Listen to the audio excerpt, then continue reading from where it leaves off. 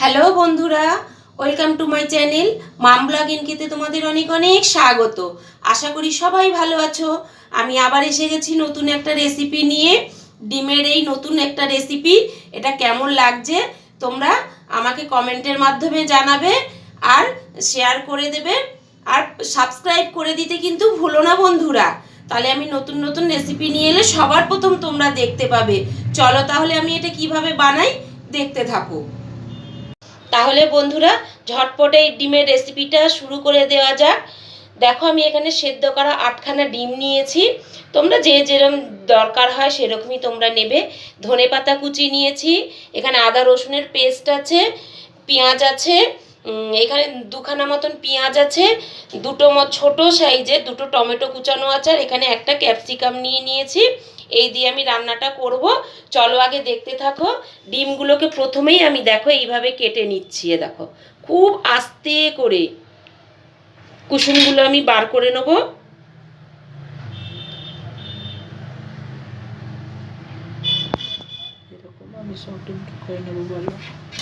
এই দেখো এইভাবে আমি 4টে করে টুকরো করে নেব।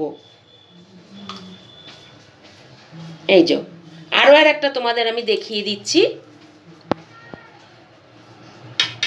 কুসুমটাকে বার করে নিলাম।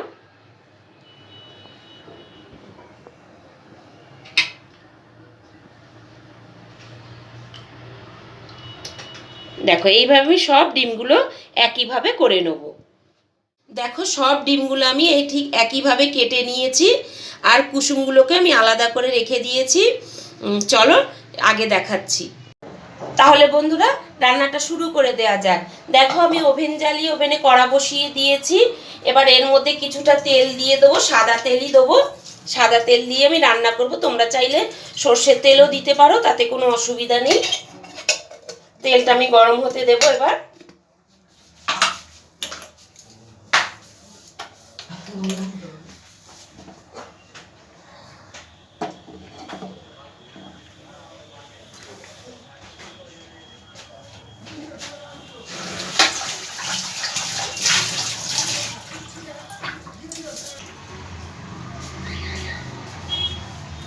খুব সিম্পল রান্না, খুব একটা মশলা লাগে না, অথচ ঝটপট হয়ে যায়। দেখো তেলটা আমার গরম হয়ে গেছে। এবার আমি ফোড়নে 3টে ছোট ছোট লাল লঙ্কা আর একটু সাদা জিরে দিয়ে দিলাম।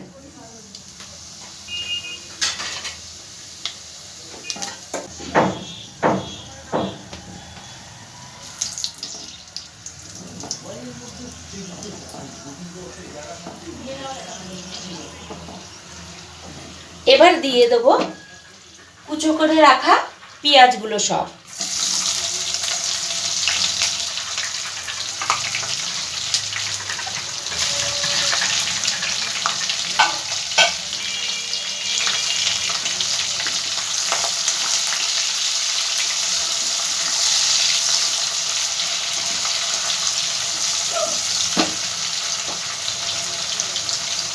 দিয়ে দেবো স্বাদ মতো নুন।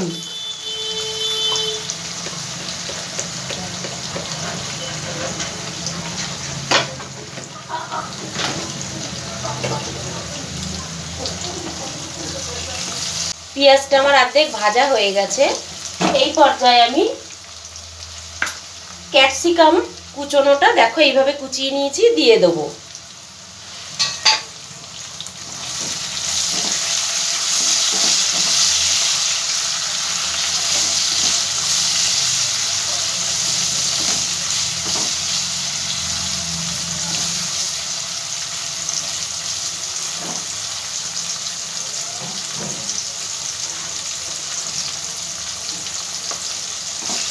এখনই একটা কি সুন্দর গন্ধ বেরিয়ে গেছে, এখনো তো আমি কিছুই দিইনি।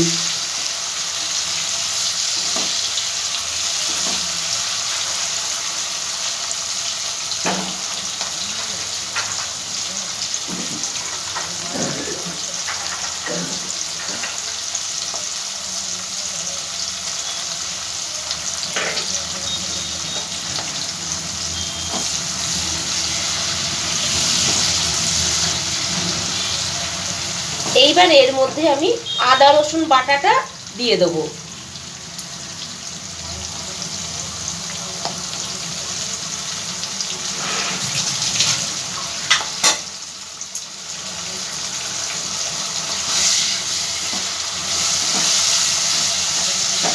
দেবো গুঁড়ো মশলাগুলো।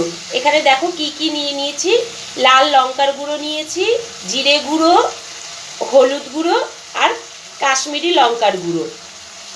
পুরোটা আমি এর মধ্যে দিয়ে দেবো। দিয়ে খুব ভালো করে মশলাটা ভেজে নেবো।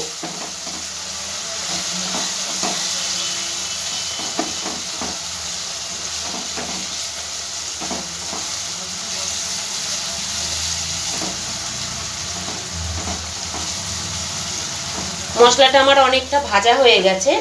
এই পর্যায়ে এখানে দুটো টমেটো আছে ছোট সাইজের, এইভাবে লম্বা করে কেটে রেখেছি।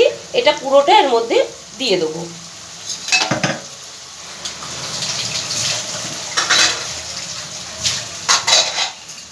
দিয়ে খুব ভালো করে মশলাগুলো ভেজে নেব।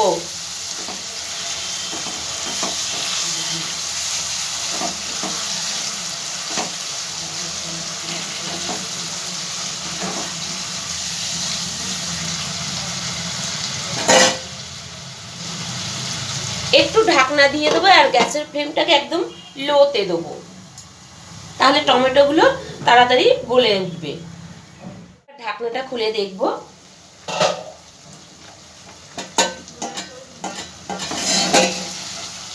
দেখো মশলাটা আমার ভালো করেই ভাজা হয়ে গেছে, টমেটোগুলোও আমার অর্ধেক গলে গেছে, মশলার থেকে তেল ছেড়ে দিয়েছে।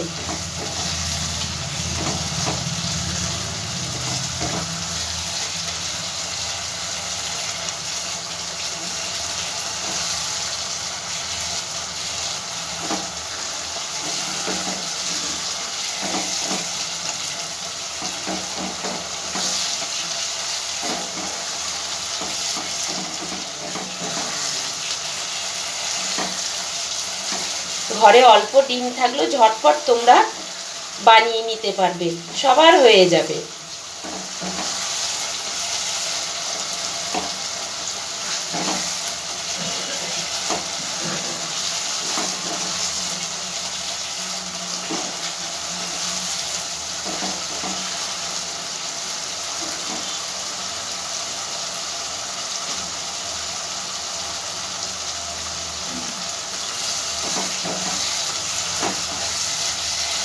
তোমরা এই ডিমের এই রেসিপিটা দিয়ে তোমরা রুটি, পরোটা, ভাত সবের সঙ্গে খুব মজা করে খেতে পারবে।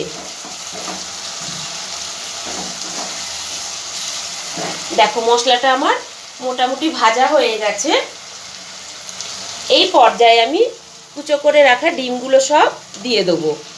তোমরা চাইলে একটু ডিমটাকে ভেজেও নিতে পারো, তবে আমি ভেজে নিইনি, আমার এইভাবেই ভালো লাগে। ভালো করে ডিমের সঙ্গে মশলাটা কষিয়ে নেব।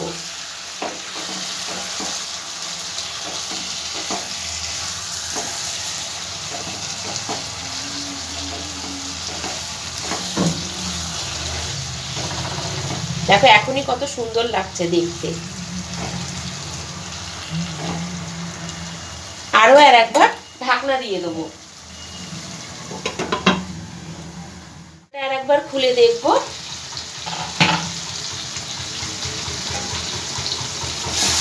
দেখো ডিমের সাথে মশলাটা আমার খুব ভালো করে কষানো হয়ে গেছে।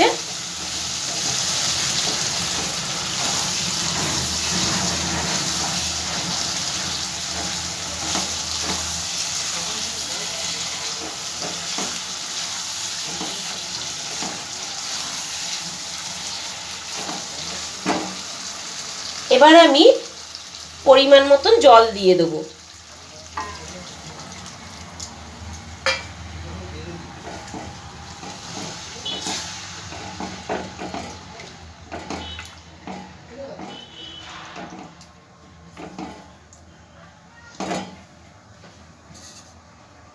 আর একটু জল লাগবে।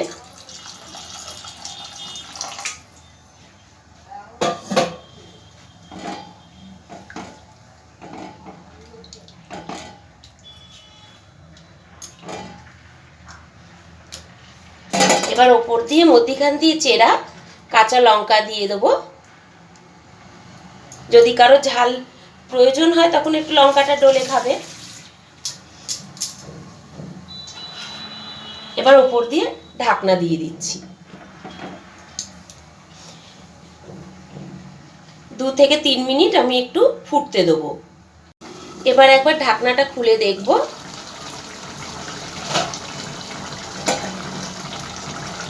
দেখো কি সুন্দর দেখতে লাগছে।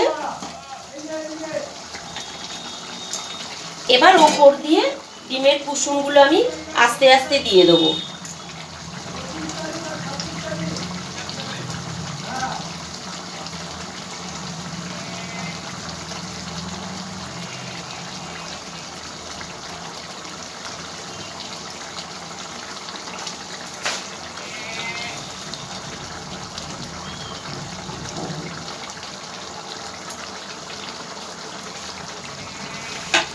এবার খুব হালকা হাতে নাড়বো আমি,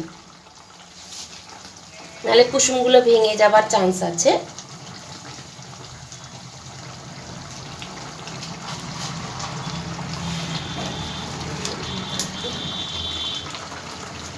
আমার ফাইনালি হয়ে গেছে রেসিপিটা। ডিমের ওপর দিয়ে আমি একটু গোলমরিচের গুঁড়ো ছিটিয়ে দেবো, অল্প করে, একদম হাফ চামচ। আর দেব দারচিনি গুঁড়ো।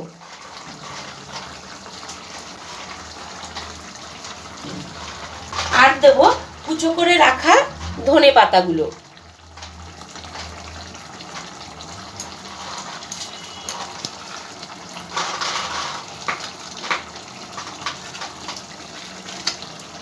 আমার ফাইনালি ডিমের রেসিপিটা রেডি হয়ে গেছে।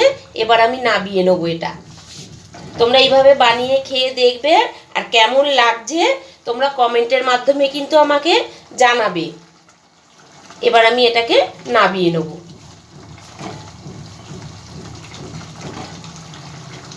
আজকের মতন এইটুকুনি থাক বন্ধুরা, টাটা।